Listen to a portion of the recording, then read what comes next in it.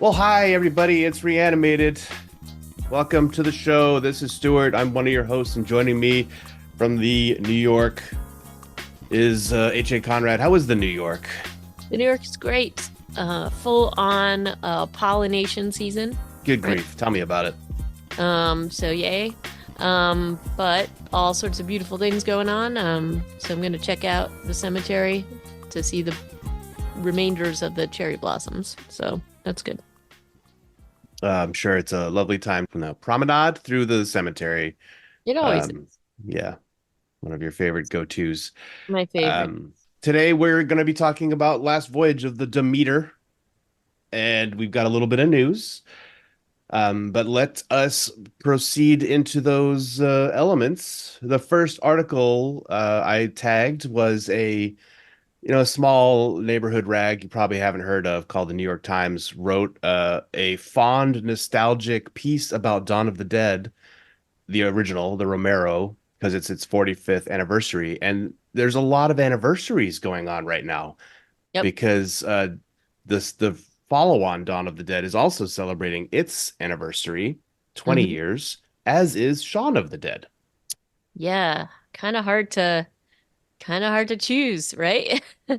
It's pretty wild to have all of these happening at once. Yeah, and exactly how what a time to how do you pick your favorite? But we have a couple. There's a couple of articles this week, and Simon Pegg was posting like some behind the scenes stuff, photos on his Instagram account from making Shaun of the Dead with Edgar Wright and Nick Frost, and it just looked like they were kids. They were little kids basically making that movie. It's wild. Yeah, so the New York Times, it just felt like it was quite a sentimental look back at this, influential horror film is kind of the framing that they have. And then I don't know that you have it. Did you have any other feelings about the article, or were you just like, yeah, right on, New York Times?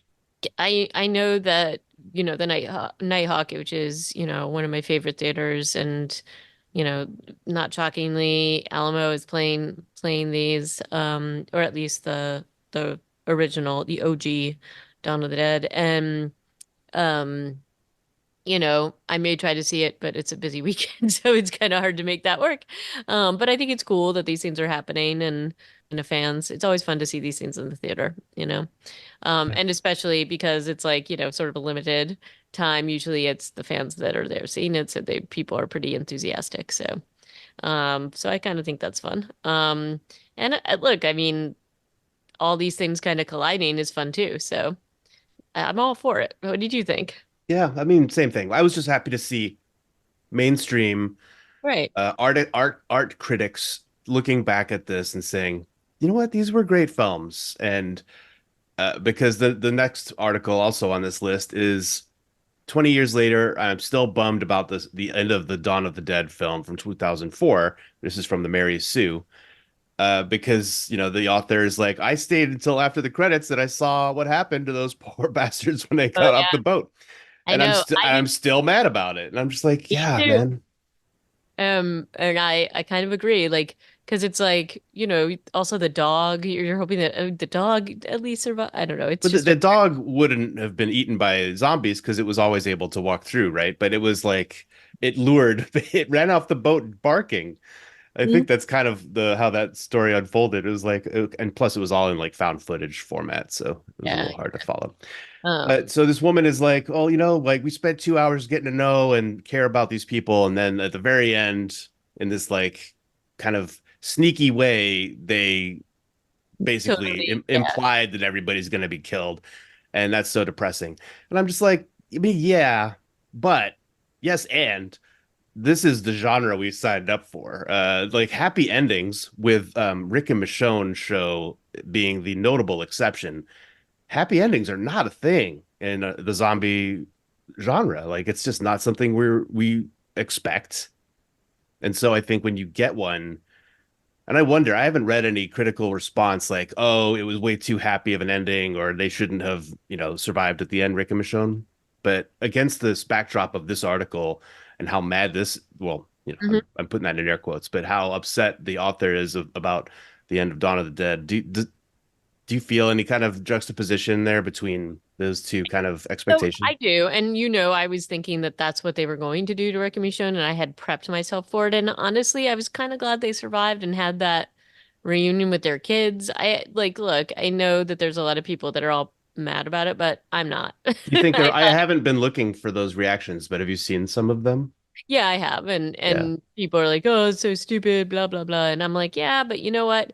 There's enough martyrs out there. There's enough death and destruction out there. I'm cool with those two characters riding off into the sunset. I'm fine with it.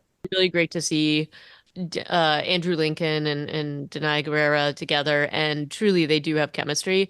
Honestly, I would love to see them in other things together, not just the Walking Dead franchise. So, I'm sure they're both way too busy to do that kind of thing, but they really do the job well in those characters. And unlike thinking about the amount of time that has passed between when they had last been on screen and this series, there was no sort of like awkwardness, or at least I didn't see it. They really fell right back into those roles and chemistry, and you can't Yeah. say that for everything. Yeah. True. So, True. you know, I I'm was okay. happy for them to have their happy ending. It was clear that Andrew Lincoln wanted that happy ending with that like panning shot and a group hug and all this stuff.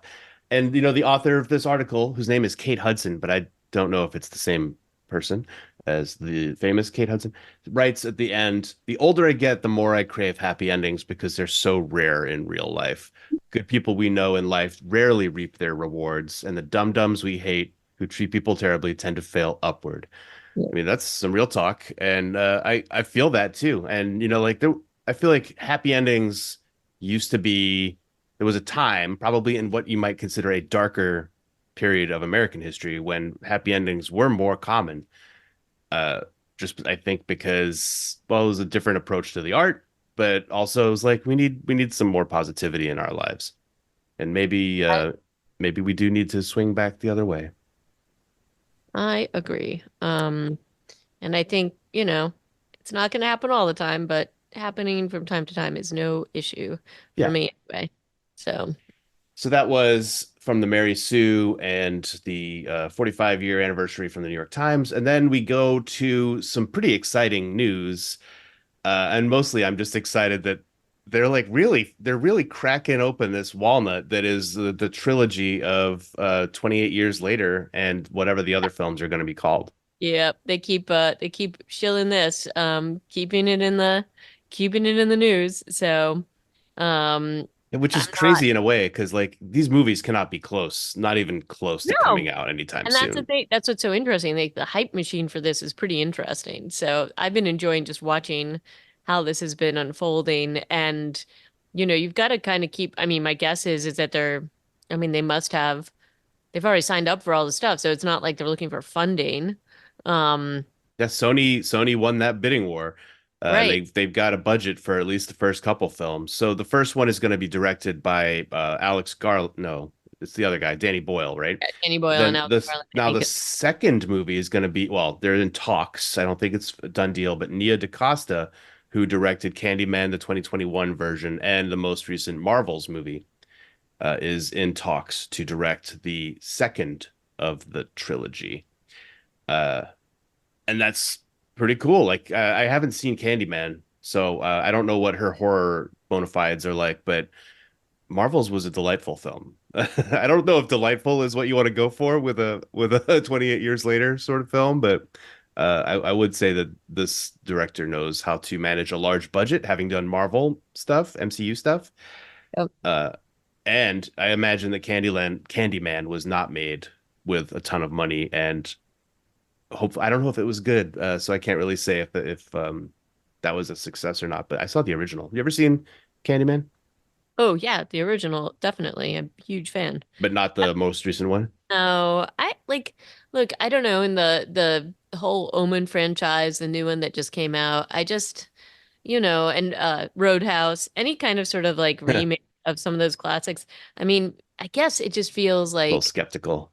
I'm a little skeptical. I mean, so the thing I loved about Candyman was just this really cool, the cool way they treated that movie. And I know it had a bunch of other sort of films that followed it. I didn't see those. I just saw the original. Yeah, me too. Mostly because it was set in Cabrini Green, which was like right down the street from where I grew up. Yeah, and I mean Virginia Madsen was awesome in that, and just it had just a really great storytelling vibe. So I just didn't feel the need to sort of watch the big remakes and those kinds of things. Um, and but again, I generally don't feel the need to do that. Some of these zombie films aside, obviously.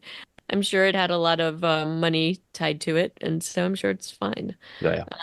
I don't Either know. way, kind of exciting news that they're not only dealing with the first film, which, and both of these I think are set to start filming this year. The first one definitely starting filming production this year. The second one to be a right away we're going to start filming it sort of scenario. So that's very exciting. I am thrilled that this project that we were getting teased with for years suddenly seems to be hitting the ground at a sprint, and that's fantastic.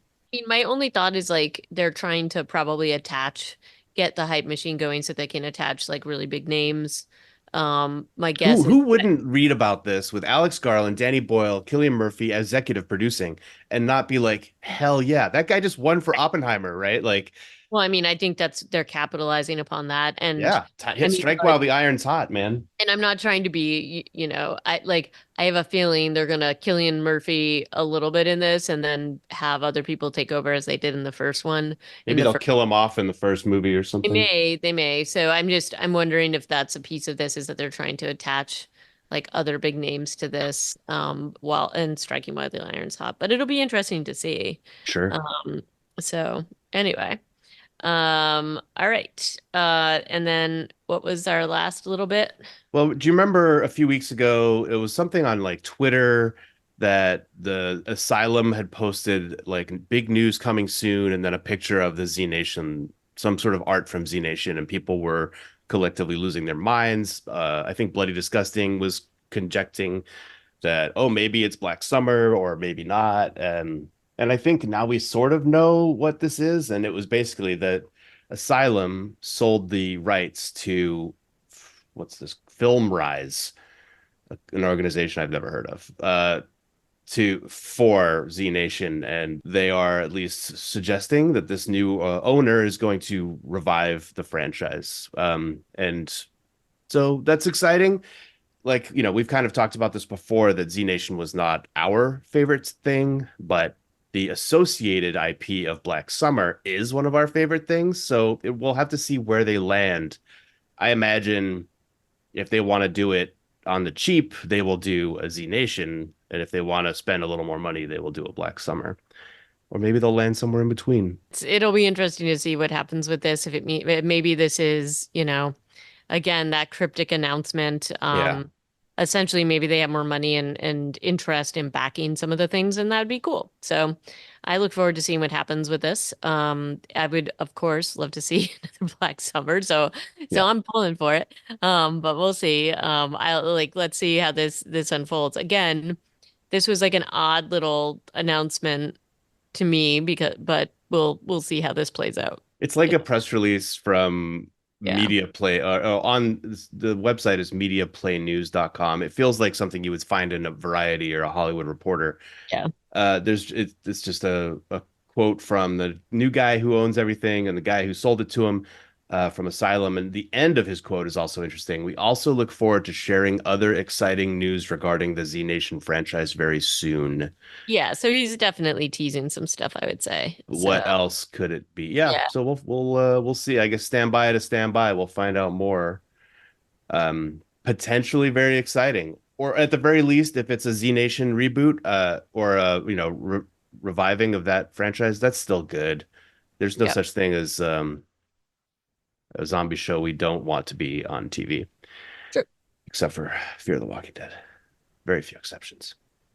Okay, Are you ready to talk about our feature? that's all Our the news. And third so, yes, we shall summary? talk now about Last Voyage of the Demeter, Yeah. which came out in 2023. Yep.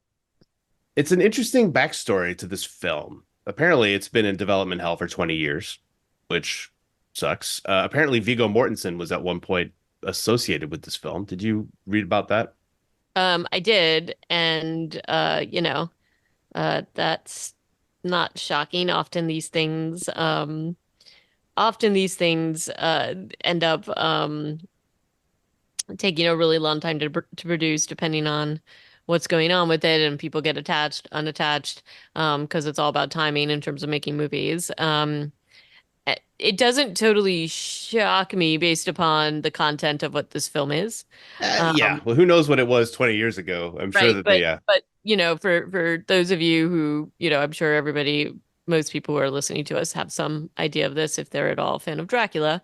But the Demeter was the ship that brings Dracula to the UK. And it's, kind of one of those things that like in the book is sort of referred to, and in most movies there's like a montage scene of him voyaging, if at all, or they'll mention it. They did a little bit of that for you know, the the very weird and horrible remake that they had with Gary Oldman and Keanu Reeves and Winona Ryder in the 90s. That was in the 90s, right? Was there a boat section of that film? There was a very minimal vote section where they talk about his voyage to the UK. Yeah. And and there's some things to talk about here, definitely. So in But Bram Stoker's novel, there's an excerpt in one of the chapters, and I don't know, I haven't read it, I don't know how long it is, that basically is like an excerpt from the captain's log, which is how they're like, hey, you know what? That seems like we can make a whole movie just based on that captain's log excerpt. So right, but that's you're going what to they did. sustain a whole story and everybody knows the story. So it's like there's a lot that you'd have to overcome here. And, Yeah, because you kind of know the end, right, in a way. in a way. So anyway, I can see why this would have been possibly a hard sell. But often this happens with projects and things like that. But yeah, is it Andre Ovredal? I don't know how to pronounce The Norwegian dude's got a line through the O, so I don't know how to pronounce that either. Yeah, But I would meaning say Andre Ovredal, maybe. But that's the director. Screenplay was a double whammy. Bragi Shoot Jr. and Zach Olkovics. Story Bragi Shoot Jr. based on the Captain's Log from Dracula by Bram Stoker, and then a number of producers, and then we've got the cast. Honestly, is kind of bananas. yeah, Even if the you've cast lost is Viggo crazy. Mortensen, you've still got all of these amazing people, including Heath. Heath Yeah, himself I was is going here. to say Heath has reappeared. He's great, The and dude just went to go do movies and never looked back at The Walking Dead is really I where Heath know, I went. know. But He's pretty good. I was so psyched. I I'll mean, admit to you, like AJ I Conrad, before I let you go too far down that path of how great Corey Hawkins is, and he is a great actor, he can't really do a British accent. no, he cannot, and they probably should have just not had him try. But Um, they can't have him be a black American on this boat in Romania. Like that doesn't make yeah, sense either. I So know, that's I just know, tough. but yeah, he had a rough time with the accent, much like Keanu Reeves had a rough time with the accent in the, yeah. Although it was even, I will say, at least Corey Hawkins was trying.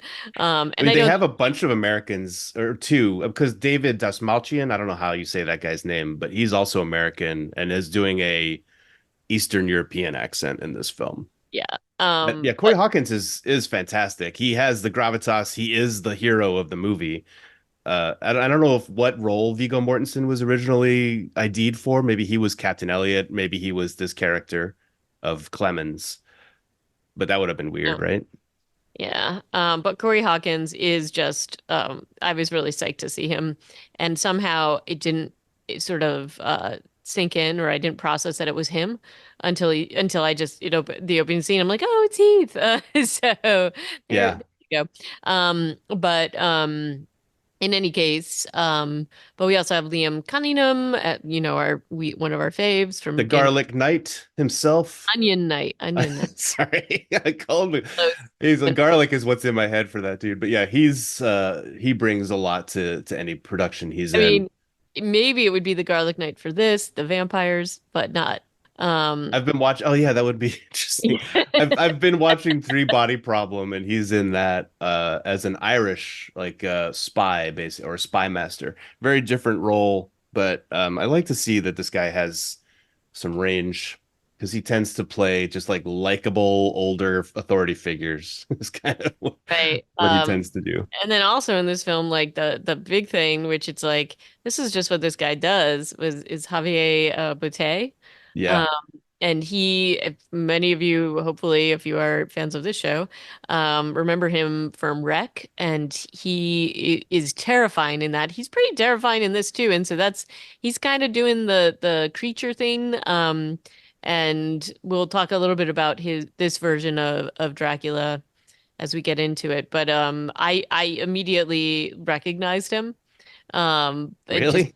well, he's got this very specific physicality that, and it's just like wow. And I'm like, I'm pretty sure that's a dude from Wreck. I mean, Um, I honestly, until I saw the credits at the end, I did not put that together. But I thought the creature was almost entirely CG. oh But like, or just really good CG. But it turns out, no, it's Javier. And yeah, he is amazing, and he's been doing this uh like all the time. That's what he yeah, like does. this is his thing. Well, David Dasmalchian is like a really recognizable actor too. You might not know where you know him from, but he does a lot of DC and Marvel films, or he has. He was Polka Dot Man in Suicide Squad. He was in I feel like he was one of Ant-Man's like gangster ex-con friends in that film, unless I'm mixing him up with somebody else. Yeah, he was. Bird Box, like he's done a ton of stuff. He actually has done so much that you can't even read it all because he is in everything. But do you recognize him when you see his face? Yeah, Yeah. definitely. I mean, he's got like a very specific look to him. So Yeah. you like if you just kind of scroll through any of his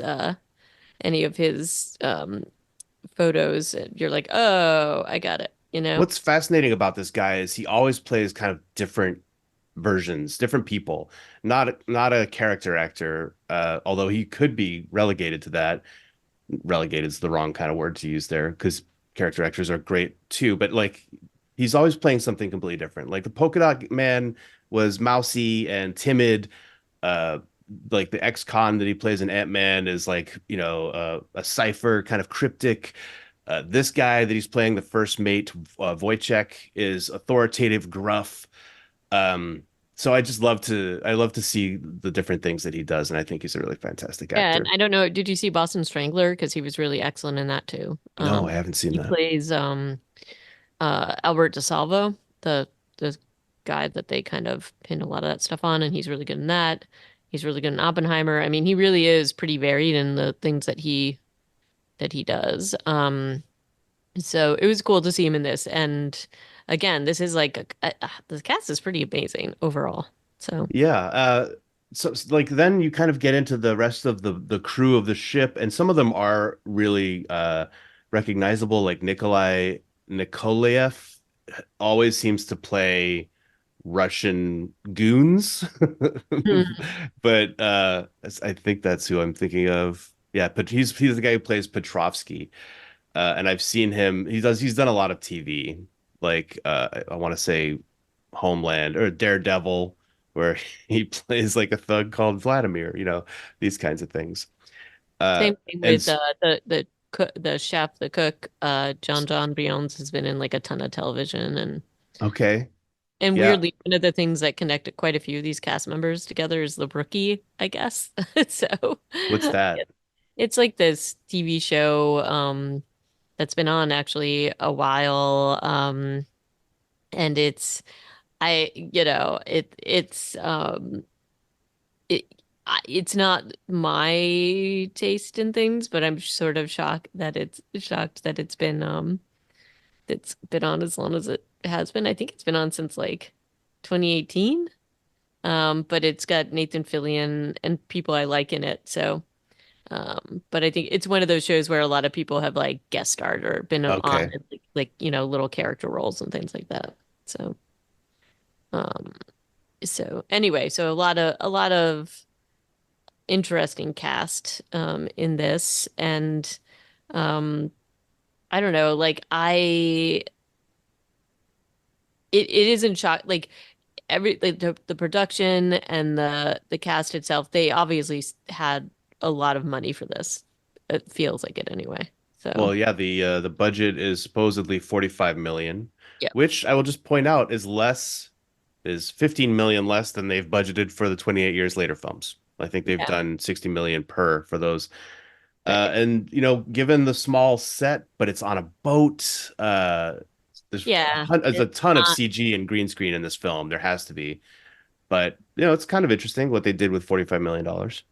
right, but I mean they do, it's like one set for the most part. Hmm. There's a little bit of like sort of like I don't know, oceanside or like and a little bit of interior shots at the end. I mean But that scene in at the port where they just embark from, um that's there's a ton of people on screen oh during that yeah. Oh, establishing shot. uh, Like that, I was looking at that just like why that was my first thought when watching that scene. I'm like, there are like hundreds of people on screen right now. Why did they feel like they needed that, in a well, way? yes, and then this brings me to a puzzling question that we should talk about during this, which um and maybe, I didn't reread the captain's log of the voyage, the Demeter or whatever it was in Dracula. Hmm. But this crew seems incredibly small to me for, 9 people.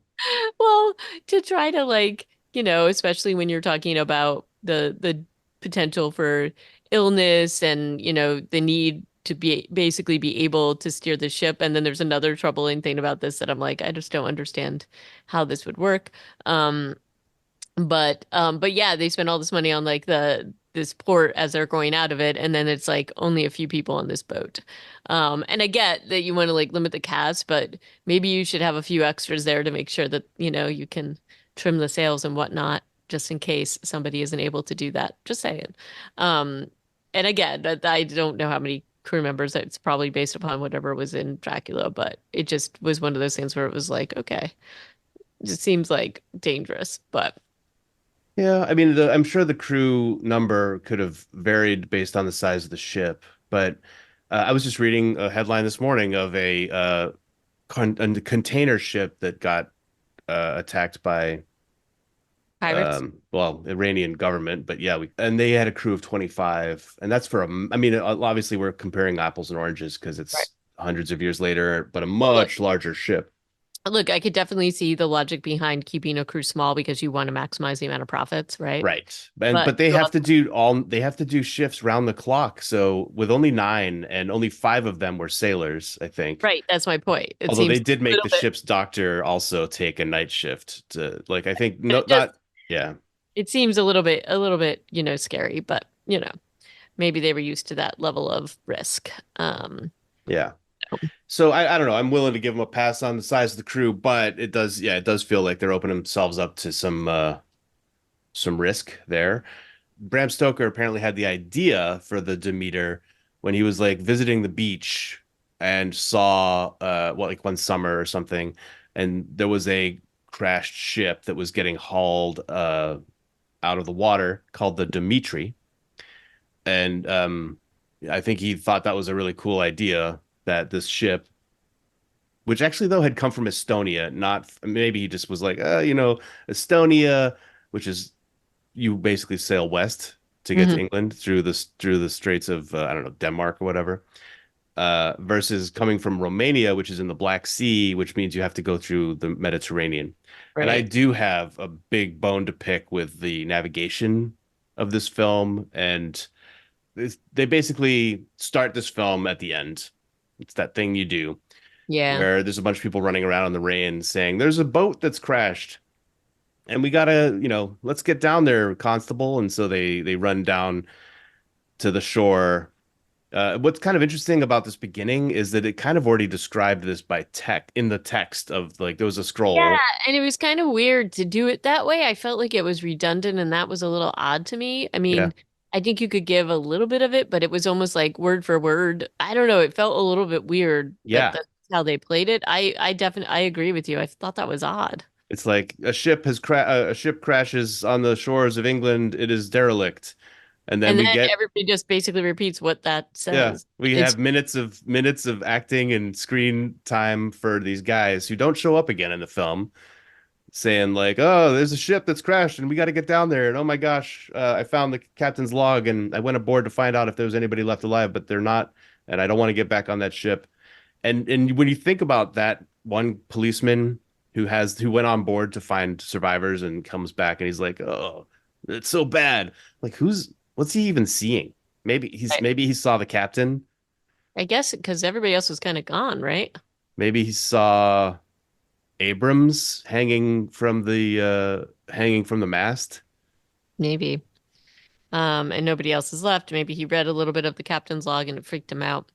And Um, they're just holding that book open in the rain and you could see yeah, the because ink. with that ink, which it's like, I think that'd be all gone, That ink probably. is not like, gonna stay. It's not like a Sharpie. No, It's just gonna run right off the page. right. But okay. But yeah. So that's our couple opening minutes. And then we are suddenly daytime in Romania in the port of they use the word Varna, which Mm. apparently is an anagram for where the Dimitri started its voyage, which was Narva in Estonia. This might be a fictitious place in Romania. The problem is there's actually a place called Varna in Bulgaria, just down the coast from the Romanian border. And so then I'm just like, well, maybe the borders were different then, or maybe they meant Varna and it's all good. Either way, so they say they're in Varna, and we have scenes of a wagon train arriving in this town, which, as I've mentioned, is just crawling with extras. There are hundreds of people in these scenes. Like we see Clemens playing cards, we see some of the crew members from the Demeter, and we see Wojciech hiring on new hands. Right, which means they could have just added a few people into this. But yes, it's a very extensive, busy port scene, and I kind of liked it. I did think that it set up a little bit of the premise that they are the people that are bringing this cargo, who are basically enlisting this merchant ship to bring it to the UK, are spending a lot of money, a lot more than is usual, and there's definitely a little bit of like bad vibes going on to get the ship, staffed up, and we see that there's a bunch of people that are able to be on this ship. And so and it sets up the whole tension with Clemens initially being rejected as the doctor. Again, unusual to have him as a doctor in this group. And, a little bit of the comment is that we need there's that kind of that trope that we need men who can actually be sailors versus, academics or things like that. And there's like definitely a scoffing there is some scoffing happening about science and Clemens um, like intellect and education. Um, so I think that they're, kind of setting all of that up in the hustle and bustle of the port, and it makes it does set the scene, and it doesn't feel it they didn't they went all out for this particular scene to show this how hard it is to bring the cargo onto the boat. It's not an easy thing. It's dangerous. And it sets up the whole thing with Clemens saving the grandson, Toby, Yeah, because the pretty guy well. they hired instead of him is distracted and horrified by the fact that Dracula embosses all of his crates with a scary symbol. Right. But can we also point out that they picked out a guy that is, you know, blind or half Yeah, blind yeah. instead of Clemens? Maybe And maybe they don't need to see like with depth perception on sailing ships. right. But anyway, he sees the symbol of Dracul, and is just like, this is bad luck. And and again, there's lots of like things that are sort of like signals that this might not go so well, including with the people that brought the shipping, the crates and things, and Yeah, they keep saying things like "good luck." yeah. We have to leave before the sun goes down, Yeah, and see they y'all they they later. handed them like a huge purse of coins that I feel like Wojciech says this is more than they like almost as much as they're paying us to take the stuff. Like, I don't know. There was like some real red flags that they were not choosing to pick up on. Not to mention that there's like dirt coming out of one of the crates after it falls on the floor of the port. Oh, Right. can we also just quickly mention that Bear McCreary did the music for this? I don't Oh yeah. I read that after I'd seen it, and then I was like, oh, did I really notice the score? I'm terrible at pausing to notice the score during a film. I saw the same thing and I also was like, oh, that's nice that he did that. I mean, it was that, it's that kind of, it doesn't shock me. I mean, he's amazing at what he does. Yeah. And I thought the score was good and I was like, oh, that makes sense that it's him because it's kind of effortless for him. But, Yeah, it you seems know, that way. Like he replaced their originally hired composer because the other guy had a scheduling conflict, and I'm just like, wait, he was your second choice? I think he was your backup. He's he's like Like, one of the best composers. Okay, cool, man. Um, so yeah, so they get eventually everything gets on board, including Clemens, who gets another chance because he just happens to be loitering around the ship long enough to save young Toby, who is the captain's grandson, um, who also was just like, I need to look at whatever's on the floor underneath this crate that is being hoisted off the ground. I feel like they yeah, could have I used some mean, more this safety. how they treat Toby in this is, you and I talk a lot about like the bad writing for children, and I think this is there's parts where he's great, but there's just examples that are just kind of, you know, uh, you could have done this a little bit better since you're making him the only kid on this. Oh, well, yeah, there's for sure there's a scene where Yes. he could have been written a little better. He definitely pulls a Carl Grimes at one point. Yeah, But he does. the way the way his story culminates, I was not expecting. I did not expect this movie to be murking children No, as casually as they seem to do later, which sucks and was tough, but it definitely landed a punch in a way that a lot of the rest of the film didn't, you know? right. And So I think that that part was, in terms of making the gravity of this and honestly the tragedy of this voyage, it definitely made that much more like a deeper cut, basically. yeah, because by this scene with Clemens saving him, you're like, okay, so there's no women on this ship. It's Right. Clemens and the Onion Knight and David Dalmastian Wojciech. Who could survive out of this? I mean, maybe all of them. I don't know. The kid's definitely gonna make it. Like, because you don't, when you're looking at your tropey horror films, you don't necessarily think, yeah, this kid is definitely gonna die. Yeah, I mean, my initial reaction was that it was going to be like Clemens and the kid somehow clinging to the like detritus, and I Yeah. was right about part of that. But, But but you always had Clemens figured for the final girl yeah, to yeah. not to, gender swap that role, but it's kind of But, does seem to be but where he ends up if you're gonna yeah, like go. I thought it would be him. And I did think that there would somehow be a like he gets the kid and has like sort of custody of the kid at the end, but that's not where they went with this. And it was pretty hard on certain points.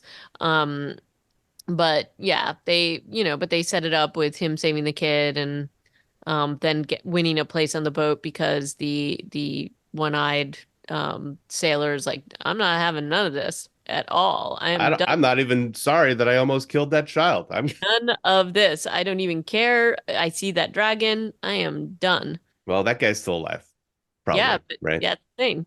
He's just like, I'm gonna take myself and I'm gonna to just get out of here. And then, it's and then Clemens, thinks he's like the luckiest guy alive to be able to jump onto this boat. I mean, So, in some ways, he is the luckiest guy alive. oh yes, on this boat in general. Um, But they get underway right at dusk, and there's a gratuitous scene of the Romany caravan drivers like stopping on a hillside to look at their ship sailing into the CGI yep. distance. And like, I don't know if they did a sign of the cross or what they did, but it was like a make a sign of the evil eye before they drive their. These guys must be psyched. They just got rid of the biggest blight on their countryside. Oh yeah, they must be like really excited and to get rid of it. If And I was them, I would also not have hung around to help load. Actually, maybe I would have loaded the crates. yeah, I might have done that just to make sure it got on and just to Let's keep along. expedite. Yeah, honestly, if you want to make sure the job is done, you should probably do it yourself. For sure. Well, I guess, I mean, to me, like part of their maybe a part of their logic was like, yeah, they paid him and they wanted to get it away, but just in case he didn't, they wanted to get as far away from that area as possible, right? So Yeah. I guess I understand that. Because but yeah, this is a bustling town. You have to imagine that if Dracula had gotten out of his crate here in Varna, he would have been set for a while, which is kind of funny because later a character suggests that he wanted to leave Romania because there's nobody left there for him to eat. But we're Right. like the most populated scene of the film is in Romania, so it's just kind of a weird thing for that character to have announced. Um, so they're sailing down the coast of the Black Sea, the west coast of the Black Sea, toward the Straits of Bosphorus through Constantinople, or I don't know if it was called that then, uh, Istanbul, and then into the Mediterranean. That's kind of our route for this first leg. We also get Toby giving Clemens a tour of the ship, which is where we get to know a few members of the crew. And they introduced this weird knocking thing, which was a big feature of the trailer. It comes up a lot in the film too. What is your interpretation of the knocking thing? Um, I mean, like, because they make a big deal about the kid showing that that's like a sign of like alarm that they can hear throughout the ship, and that's like, you knock on wood and it's echoing throughout. So if anything really bad is happening, like a bad storm, everybody's hearing it. So I think that they're kind of setting that up, and maybe a piece of that is that Dracula heard that and is mimicking that and does kind of do that, and they make this a big deal at the end to signal something else. So Yeah, they do. It's yeah, just funny to me. They're like, because Toby's like, look, if it's a change of guard or change of watch or whatever, or if there's a problem, you do the knock. I feel like we never see the knock no. work, not one time, even though they're constantly knocking, except for when Toby's in the captain's quarters, toward the end of the second act. Uh, you never see the knock work as it's intended. Yeah, and also let's just talk about how loud it is on a ship. Yeah. How you would distinguish that from anything else would be probably pretty hard. Honestly, the number of scenes where you have two guys on night shift who are just yelling to each Right. other. And I'm like, wouldn't everybody on the ship hear this and wake up? I don't know. I don't know. I've never been on a ship like that to know if it on open water, you probably got the sound of the water outside the hull, which is not insignificant. You've got the sound of things shifting in the hold. But I feel like you would hear the bass of people's voices coming through the planks overhead. Yeah, Is my I don't know. But this knocking thing is apparently the best way to communicate on the ship, even though it never really does work, except right. when Dracula is just messing with people's heads. Yep. So what do you think here, HA, is another question for you. If that one crate had not shifted, it's even during the tour, it's like just as they're getting going, Hmm. um, and they're showing all the animals, and you're meeting Huckleberry the dog, who you're just like, well, that dog's gonna die. I know. Uh, a crate falls and Clemens finds a big pile of dirt underneath it, and within that big pile of dirt, a person. Hmm.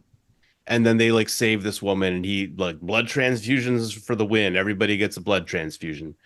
Well, Uh, yeah, you mean that the blood types work, which they're not talking about, but that whatever. well, I mean, the only one that probably makes sense is grandfather to grandson, but even Right. yeah. If that hadn't happened, if Abrams or whoever it was had tied down this crate properly, would they have all made it alive to England? You mean so that he could use her as food the whole way? Like that was his intent in a way, right? For bringing her. So yeah, that was his intent, but based on what we see, that The wouldn't dude be eats enough. constantly. Yeah. Yeah, and this is another piece of it. If that's what the appetite is for him, he's getting, we all know, well, hopefully most people know, the whole reason that he is going to UK It's because is there's nobody left in Romania. Well, there's that too. Um, but there's this whole like Mina Harker connection. Say more about that because I don't remember the details. Like so Jonathan Harker basically Who's like the real estate agent, right? yeah, he was like the solicitor kind of like, and he went there to, he's kind of in like a barren land, and the way England is and the way London is at that point is this whole new sort of world for him and a lot more people. Like he's living in the countryside. Clearly the people who live there have been like giving him some kind of like sacrifices and stuff um to keep him satiated.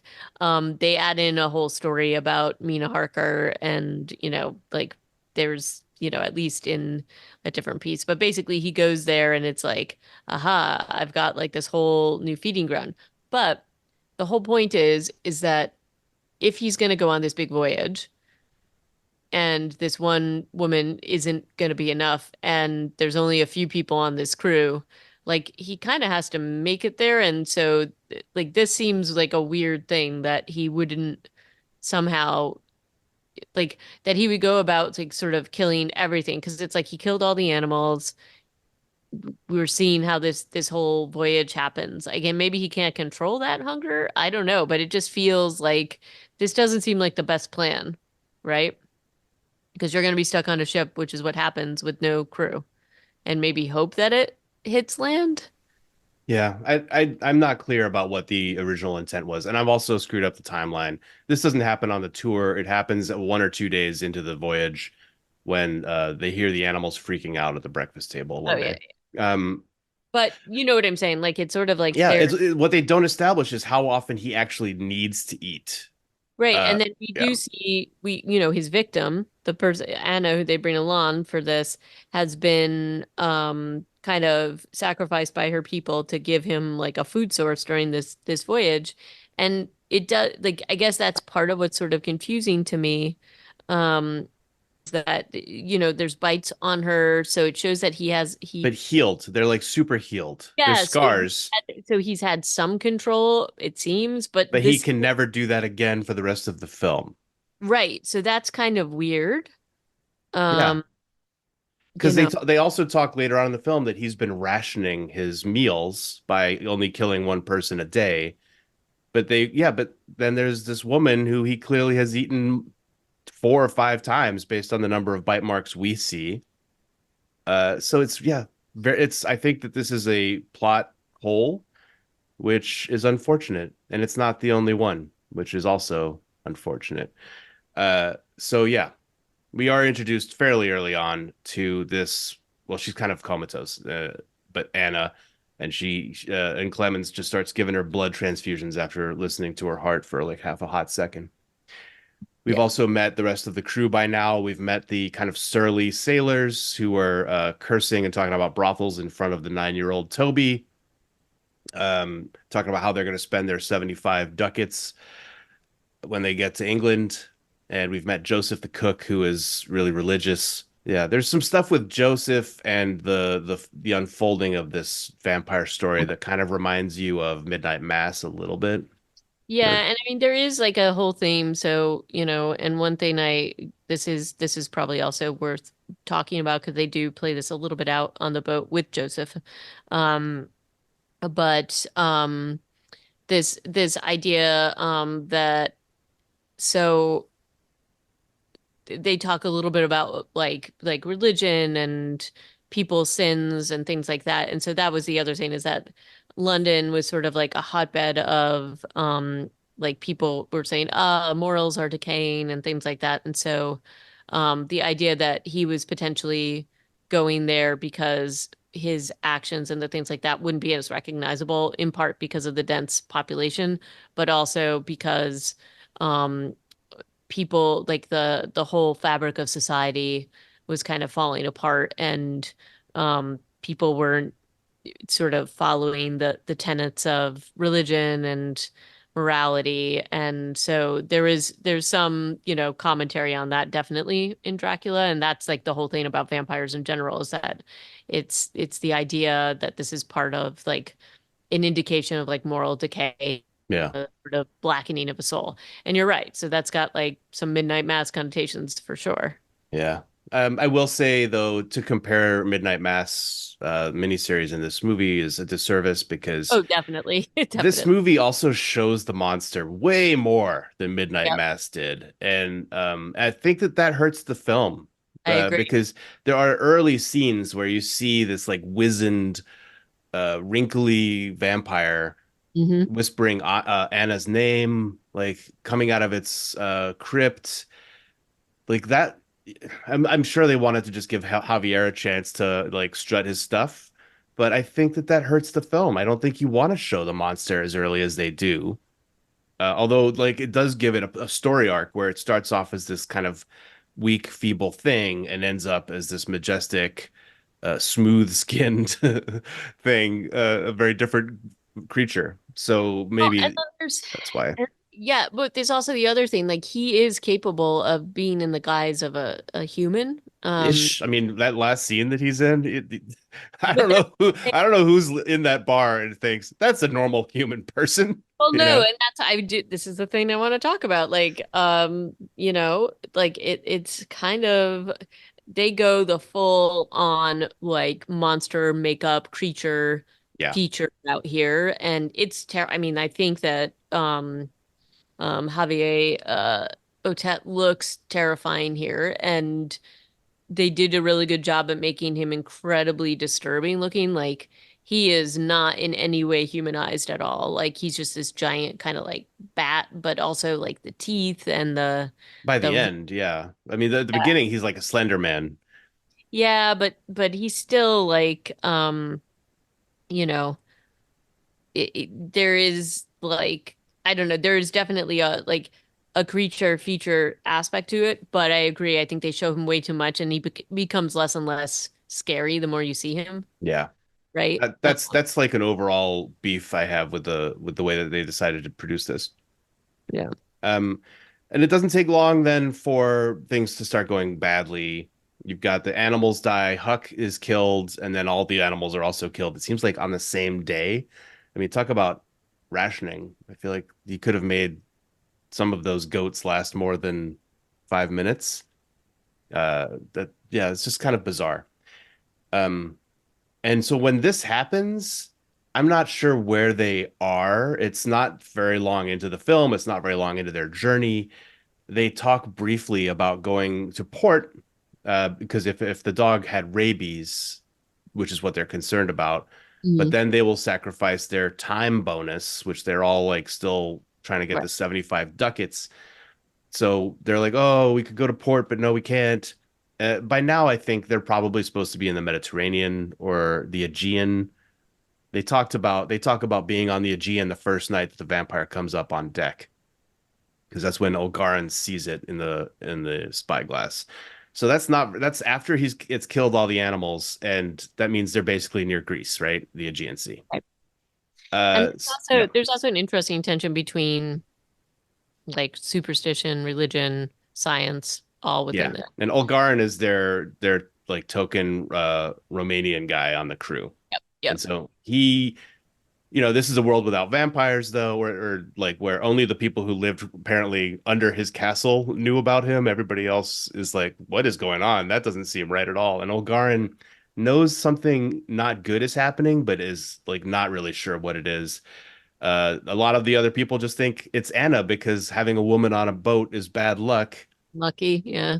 Uh, and so they're kind of like we should be throwing her overboard because we always give stowaways to Poseidon, Yeah. this kind of stuff, which is pretty hardcore. But Well, I mean, look, even going back to the beginning when they're kind of doing the initial interview with Clemens and they're like, oh, what good is any of that? And he goes, well, you can actually navigate with yeah, stars at night. And they, what did anybody ever learn from a book? right. And so he like kind of counteracts that, which was pretty funny. Yeah.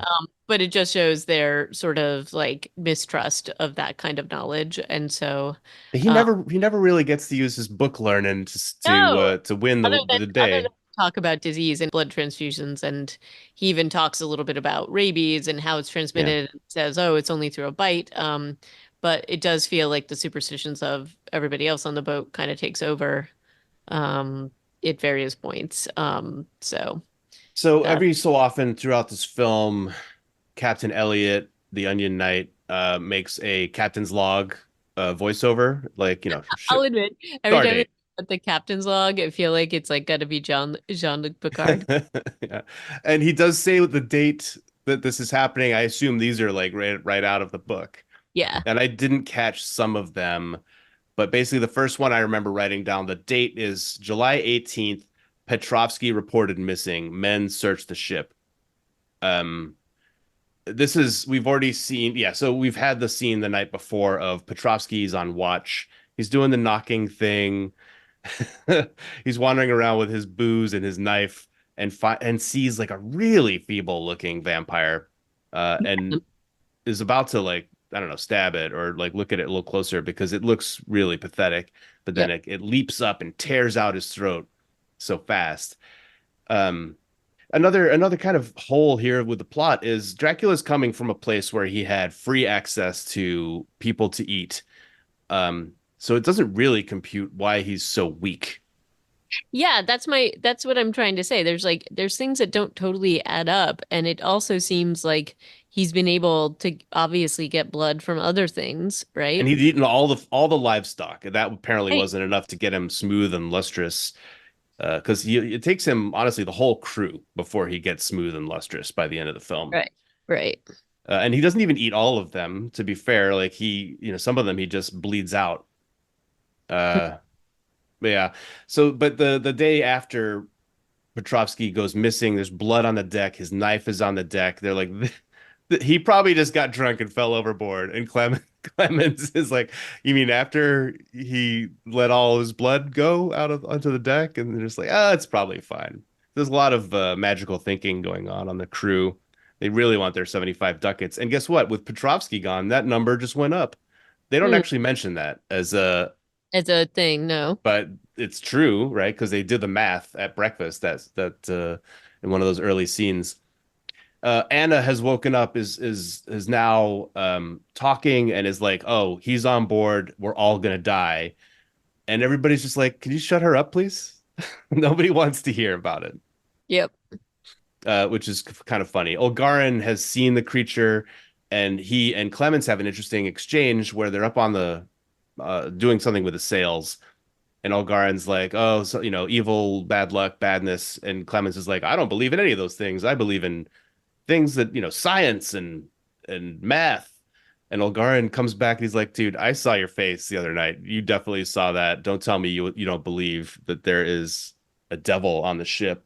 And I thought that was actually a well acted scene from Corey Hawkins, where he's just like, yeah, he doesn't have a comeback. He does just look haunted. I thought that was actually one of the better scenes in the film. Agree. So yeah, we don't have to go painstakingly through this. It's kind of that thing that happens in Alien 1979, where the crew one by one is getting eaten and beaten. They start to come up with a new game plan. The two of them get killed at once. Yeah, I think so. This Larson gets taken out. Oh, and Yep. Olgarin is on watch with him, and that's when Olgarin gets bitten but left alive. Right. Dracula actually just smashes Larson's face. Hmm. I don't, and I guess he must drink him. And then that's when he talks to Olgarin too. He does this thing throughout the film where he mimics what people are saying. Yeah. Um, because Anna has also been saying like, "Oh, he's not a man, but he's not a beast. Like, don't underestimate him." But we don't really see him speaking for himself until the end of the film, which is Right. kind And of even then interesting. it's not exactly, you know, Yeah, he isn't loquacious. He no, does he's not like not say a super lot. talkative. He's a man of few words. But he basically leaves Olgarin in the rigging, and the crew wake up because the boat is listing in like heavy seas, and so they have to like get the ship back under, and then Toby has to get bled on, and now Olgarin is actually a zombie, which is that brings Yeah. us right into our wheelhouse, and I like this sort of approach to the thrall of a vampire and Yep. what kind of form they take, and I thought that was pretty cool. Yeah, and I liked the whole idea that the transfusions were kind of holding that off for Anna. And Yeah, um interesting. and then like, and then they actually talk about why it doesn't work for Toby, which is because he's, and he gets stalked, like the scene where he gets stalked by Olgarin and then by Dracula, it's pretty rough. Um, and I think that they definitely play upon everybody's, you know, um at least upon my sensitivities, despite some of some of the things I wish they'd done better with him as a kid character. And this is very much he's not in the house because he's never in the house kind of Carl Grimes stuff. Like you would think, given how things were going on this voyage, that they might keep this kid tight by their side, right? But Yeah. whatever. So, but the whole stalking scene and what happens to them and the tension where they're trying to get to him is it's really hard. Oh yeah. But it makes it even more like it hits it's like a heavy scene.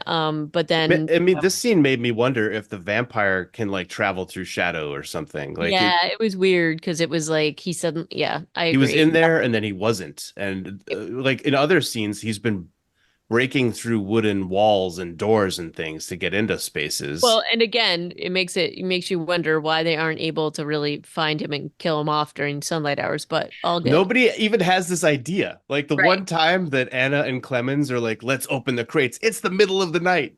Right. Why would you do that in the middle of the night? when Anyway, when you still have enough crew, you haul all the crates back up onto the deck in the sunlight and you open them up. Like I feel like this is the what people, if they knew that what vampires were, could do, but these guys don't apparently have he that.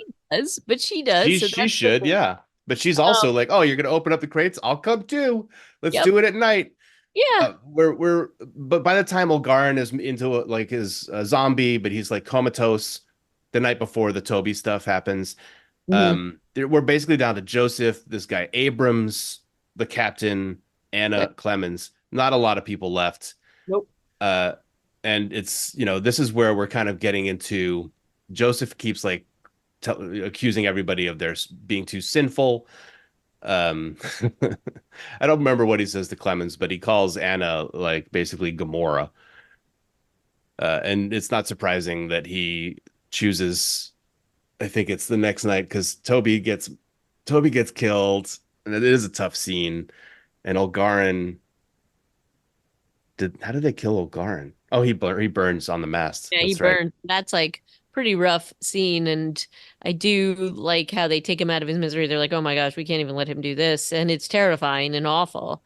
Um, Yeah, and I think that's what sends Joseph over the edge. Uh, Seeing somebody burn in the sunlight, he finally is like, you know what? I'm gonna knock Abrams over the head and take the rowboat. But by now, little did he know, Dracula's turned into his big bat form, and nobody's getting away. And so Joseph goes out rough, and then Dracula like sends the little lifeboat back to the ship in the biggest burn of all. I thought that was pretty funny, although it wasn't supposed to be. yeah, it wasn't supposed to be funny, but it was kind of funny. So, And, you know. and like as I'm looking at these dates, July 24th is the night that Olgarin was bitten and left in the rigging. Then the next entry in the captain's log is 1st of August. So it's actually like a week in between each of these because it was 18 July, 24 July, 1st of August. And here, Captain Eliot says, past the Strait of Dover, 5 days to London. Here's the question. Here's where I get into my navigation question, HA. If they're actually coming from the Black Sea, which we've established they are running along the coast of every country, Right. So basically. there's Like a way to do it. Yeah, absolutely. I was they could thinking, have pulled over in France multiple different times. Spain, no problem. Bay of Biscay, they even talk about Bay of Biscay. Uh, there's Portsmouth is way closer than London. I mean, I have a feeling like after you've lost two or three crew members, just go anywhere. You must realize you're not going to get your 75 ducats. So that to me is like the biggest possible plot hole. Unless they had made this movie about going from Romania to New York, then this like idea that they couldn't pull over would have made sense. But here they're just like, nope, we got 5 more days to sail to London. We cannot go anywhere else, possibly anywhere else. I'm like, you could go the whole north coast of France, you could go to Yep. Portsmouth and the southern coast of England. And So you know what? yeah, They would have. If people are getting picked off like this, they totally would have. They're not gonna yeah, just like, I don't know. Like I just don't feel like, especially when you've got the kid on the boat before everything happens, like right, you're gonna get the captain would absolutely be motivated to get that kid off that boat. yeah, There, money is no longer a motivation once you're seeing this stuff happen. So yeah, I agree. I was like really kind of puzzled by this, but all good. But this is, you gotta sort of go along for the ride. Um, yeah. and It's troubling. I mean, you add up all these story and plot holes, and it kind of does really mire the film a little bit, even though you're still wanting to like the reason why this worked in Alien is because they were in space and they were like light years away from anywhere, right? Like that's why that works. yeah. Either way, asked No, and I mean answered. that's the thing is that space is space, but this is, This is you could be 10 nautical miles off the coast of France at any one time, and even if there isn't a port, maybe just pull over and go ashore. right. And they have talked about this, and then I don't know, They only then talked about it when I think they only talked about it when Huck and all the animals were killed, which right, was and then they get to early. the point where they're like, it's too late. There's Yeah, nothing here there's in nothing else we can London. do, but London is the closest port, yeah, so yeah, it's wild. There's also a lot of scenes of the sun going down. It's often on the left side of the ship, I feel like, which makes sense if they're going up the coast of France. But once they turn toward London, the sun should be going down behind them. But that last sunset after their preparation montage of like we're gonna hammer down the lids on and take some stuff up to the crow's nest. We're really gonna take care of this vampire. The sun is still setting like yep. off the port bow of the ship, and I'm just like, well, you guys are not going to London. I don't know what to tell you. Once again, Dracula, what are you doing here? You're like basically eating the whole ship. Nobody is going to be there to sail you into port. So if you really want to get into like new feeding ground, how is that going to work? I guess What? maybe Yeah. they show that like they show this with Joseph, who finally has the bright idea to try to get away, I guess, to maybe the coast of France or whatever on his little like boat. Um, maybe to, but again, he decides to go once again at night. Like, Yep. what? And Dracula apparently can Well, fly. you And can only do things at night in this movie because the daytime scenes are like 5 seconds of yeah, daytime, and then they're like, oh, and then the sun went down and it was nighttime again. So they apparently like half the reason why they can't open the crates during the day is because the they director only was like, last 2 minutes, I guess. days are only 30 seconds long, and the nights last for at least 10 minutes each. So you guys are screwed. Yeah. But yeah, and at this point, why can't the Dracula? He's got wings. Why can't he fly to England or France? Yeah, like why would he just stay on this boat, right? I don't know. Anyway, it's all good. And I don't mean to be like picking this apart in the way like I did think it was this whole story was a lot more sustainable than I thought it would be and a lot more engaging and I did enjoy watching it and I think that they made this aside from the plot holes that we are kind of picking up on. I do think that they made this entertaining to watch. And it was better than a lot of films that I would like little like kind of these kinds of settings that would have been really boring. And I did think that the editing and the jump scares and how they sort of set up Dracula in terms of like stalking the ship was great. The only like sort of big thing about that like I think took away from a lot of the tension was definitely showing him way too much. Yeah. And if you compare that to say Wreck, where they build up all that tension and you don't really, and again, that's a little bit found footage and all I, that, but I imagine Javier Botet is like, hey guys, in Wreck, that movie that I was awesome in, I'm only in like 15 seconds of that whole right. film. Like, and that was what made it so scary. I mean, like not, I mean, you don't want to waste him as an actor, and you definitely want to show some of the stuff with Dracula because people want to see that. But he's much more scary when you don't see him when it's like the unknown. Jaws too. That's another good example. You Right. the monster until you like midway through, and it's also And building. Alien. Same thing. I Yep. mean, part of this was just the realization that they couldn't make really believable alien costumes in Right. I 1970s. know. I know. And But John, the problem yeah, with the, but but same idea. it also works dramatically. So yeah, and when you have all these scenes of like a vampire whimpering and moaning early on in the film, it doesn't necessarily help with the terror quotient. Right. Uh, so towards, they have their attempted throwdown with the vampire after Joseph has been killed, and they're like, okay, well, I guess all we could do is try to fight him off at night again. Mm. Um, it goes about as well as you'd expect, which is to say, it goes really, really badly. Abrams is like pulled off of the crow's nest by a rope and then slashed open. Wojciech falls all the way from like halfway up the mast into the hold and doesn't lose consciousness. He just has he has a badly broken leg, but is like, don't worry, guys, I will now try to sink the ship with my axe. I know. And then gets eaten. Little old axe. Yeah. That leaves Clemens and Anna, which we kind of could have imagined was how this was going to end from about, halfway through the first act. And they fight the vampire. The vampire injures both of them, and then they jump overboard after pinning the vampire to the mast with a, I don't know, a Rube Goldberg thing that looked way too complicated and slow to actually catch him, frankly. Mm. But now they can see the coast. Uh, we know that there's a storm. There was also like the vampire to defeat their plan to attack him. He summons mist. It's so still. The Mhm. water isn't moving. The mist is just gradually, fingers of mist are coming over the. I mean, it's a pretty cool effect, honestly. Oh, and The mist, that's one of his powers, so that's yeah, good. but it's a pretty cool effect. And then there's a cut, and they're in the middle of a raging like storm. Hmm.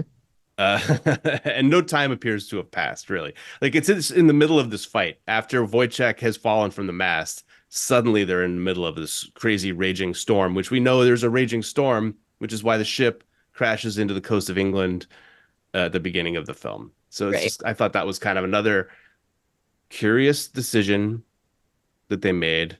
Anna and Clemens float off on some wreckage. Anna turns into a zombie halfway through, which is a bummer for Clemens, who is then like, "Oh, I redouble my commitment to, chase hunt down this vampire." He gives Yep. himself a new shave, a goatee. I don't know how he has any money. Yeah, I know. Where did that come from? Or maybe he got some of it off the boat. I don't know. Dude's been unemployed, has student loans. Yep. Not sure how he has money, and also has just floated off of the boats, and none of his belongings are with him. So finally, he's like, I know where I'm going. I'm going to Carfax Abbey and I'm going to chase down this vampire.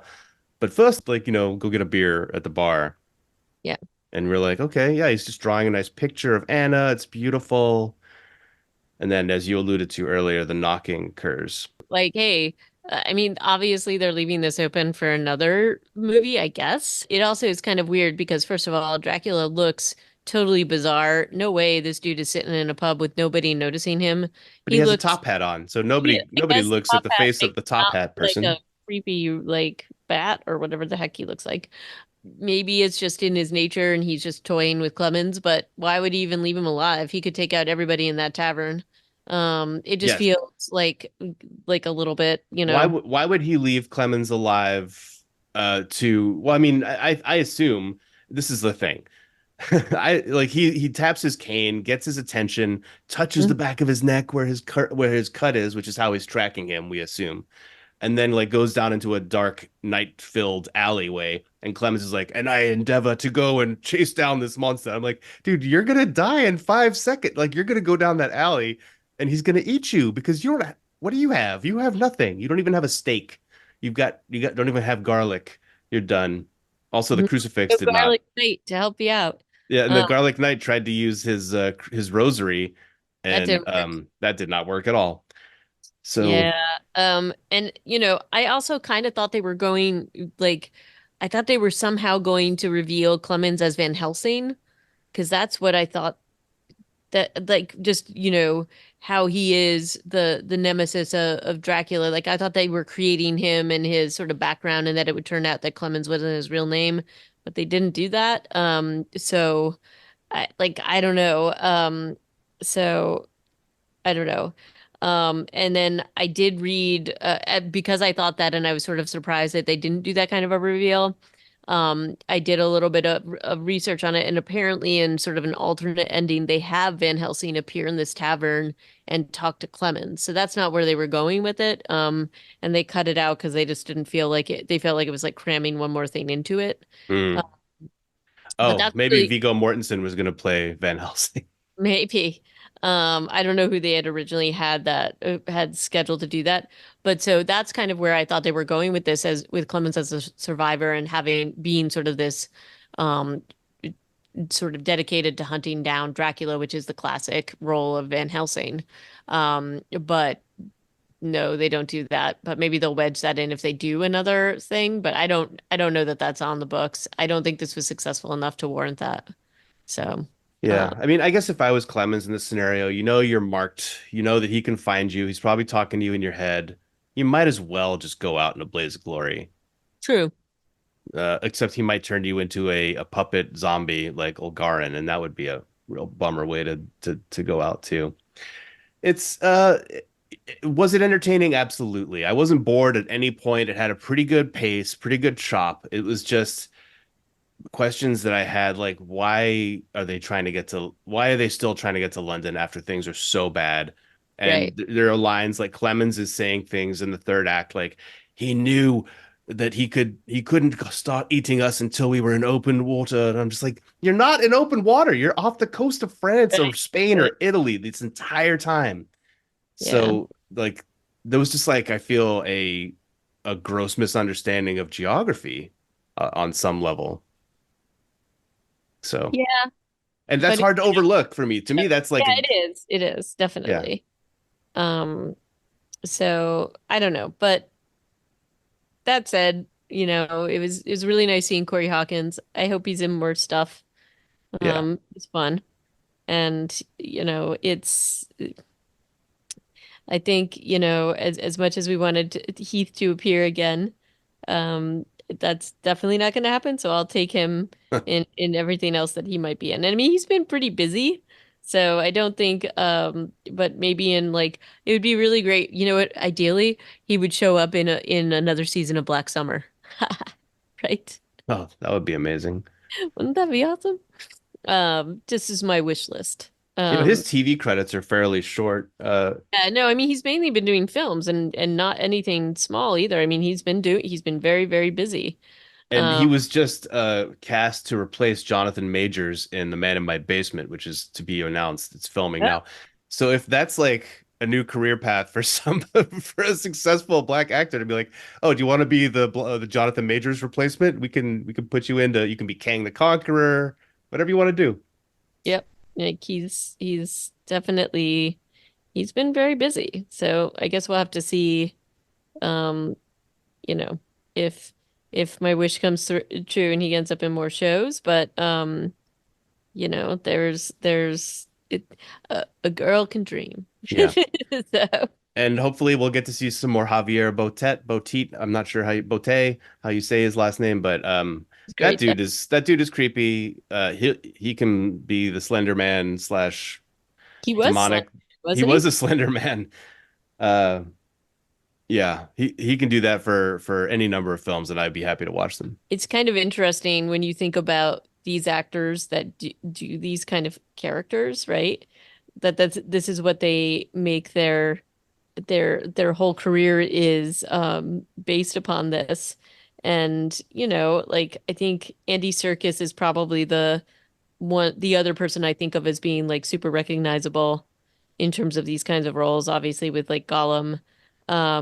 Oh, he's But got on to do so much other stuff though, as himself instead of like as a monster or as a creature. he has, but I think a lot of people didn't realize, but I mean, he's done just so many things, just in terms of these kinds of like Yeah. creepy characters. And like, I just like, I remember the first time I saw Gollum and his physicality, and I think Javier Botet does has like that similar physicality in terms of just it being very recognizable. You have to wonder if he ever does roles without prosthetics. Yeah, I don't know. He has some Spanish language stuff on his filmography. I wonder if any of that is like, and as himself, just a 7 foot tall, skinny guy, Javier, you know. Yeah. I mean, Uh, he's definitely like making this is what he's doing, and I don't know, it's just always kind of interesting to me when people are doing that. I'm trying to think, is there other well, I mean, I guess you can again, he does um his own thing, but Ron Perlman sort of made his own, his career on being sort of like creatures for a while. So hmm. and I guess actually that makes me think of Doug Jones too from Hellboy, also has that kind of like weird, I don't want to say weird, but like sort of like almost like an alien physicality or like movement and things like that in their characters. Doug Um, Jones, was he the fish guy, or was that yeah, also yeah, Javier? yeah. That's he's the fish guy. And was he also in Star Trek Discovery, or was that Javier? I think that was Javier. Javier did some Star Trek Discovery. I think they might have both been in Star Yeah, Trek we're Discovery. both in it. No, like they were That's both both the they look creature, at each other across the set and they're just like, yeah, it's you. right? Yeah, he's Captain Saru is Doug Jones, Oh my gosh, that's really funny. while Javier, I think he only had one episode, but he got to be, uh, I don't know, Baul only for one episode. That's funny though. I'm glad that they got to be on screen together. I'm hoping that they got a scene together. Yeah, I mean that's it. So, and anyway, like I mean, Javier has like Marfan syndrome, which is part of why his physicality is what it is.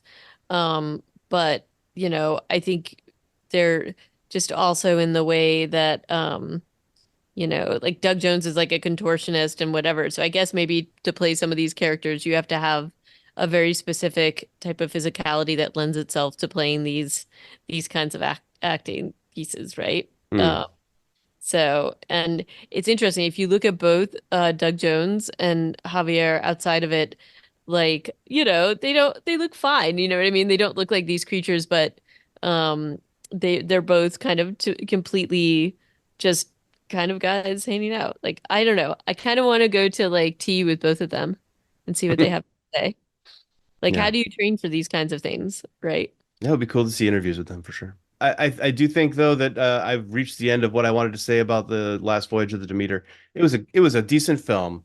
It was entertaining. It just had some real plot holes, which don't necessarily make it like unwatchable. I think to me they're just distracting. Uh, if I'm being generous, it's a distraction from what otherwise could be like a cool story. Um, and it had a great cast and it had very good production value, great creature effects, great mist effects, great blood transfusions, all of these things. Yeah, Um, agree. on a scale of 0 to 10 blood transfusions, how many would you give it, AJ? I'd probably give it a 5 or 6. 5 or 6? Yeah. Yeah, it's tough for us to rate things because we see a lot of mediocre stuff, but it's like I'm still happy that I watched it, you know? Yeah, same. It doesn't Uh, mean that I don't love it because I do. And yeah, I really did think that the editing and the filmmaking here was great. And I like a good ship story. for Um, sure. so it's all good. But and I would tell people to watch this. I thought I know that a lot of it didn't get the best ratings and it didn't do as well in the box office, but I still think it's definitely worth watching if you're into these kinds of films and um, you know, all those things aside, the cast is fantastic, and I thought the directing was good. So, Yeah. So yeah. let us know what you thought of The Last Voyage of the Demeter. It's available, still not like to stream anywhere for free, but it is available on Amazon Prime or Apple TV Plus. I think Paramount Plus, if you have the Showtime add-on. It's out there. It'll become more available. Check it out. Let us know what you think. You can email us at reanimatedpodcast@gmail.com. Almost got that wrong. The rest of our episodes are online at reanimated.podbean.com. And the next time we get together, we're probably going to stick with vampires with the upcoming released film Abigail, Daughter of Dracula. Or is that the official title, or is that what it's based on? I think that's what it's based on. I think the Yeah, film was just called Abigail. Abigail. Looks like terrifying child actors with lots of teeth. That's my initial takeaway from one image that I've seen. For now, we'll bid you adieu. Thank you for listening. Indeed. Ciao.